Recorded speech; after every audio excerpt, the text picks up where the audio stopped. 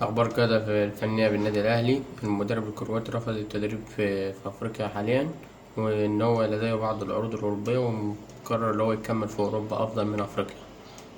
بالنسبة لروجر شميدت ابتعد جدا عن تدريب النادي الأهلي، رفض اللي هو يدرب في أفريقيا حاليا ومنتظر أحد العروض الأوروبية، ولم يتوقع حاليا غير جوزيه جوميز. النادي الأهلي أعطى روحه مهلة أسبوع. جوزيه جوميز عنده مباراة مهمة جدا حاسمة ضد نادي الوحدة يوم السبت الجاي. نادي الوحدة بيصارع على الهبوط، وكان لسه عامل مباراة كويسة قدام الشباب وكسب نادي الشباب، فهي مباراة مصيرية لنادي الفتح. فنادي الفتح لو خسر المباراة يبقى موقفه صعب جدا، لو كسب المباراة ضمن البقاء في الدوري الممتاز، الدوري الروشن.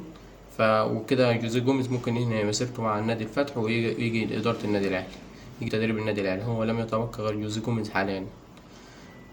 بالنسبة لموضوع أليو ديانج مع إدارة النادي الأهلي ورفض المشاركة في كأس العالم للأندية، أليو ديانج متمسك بعقده إعارته ليوم 30 في شهر 6.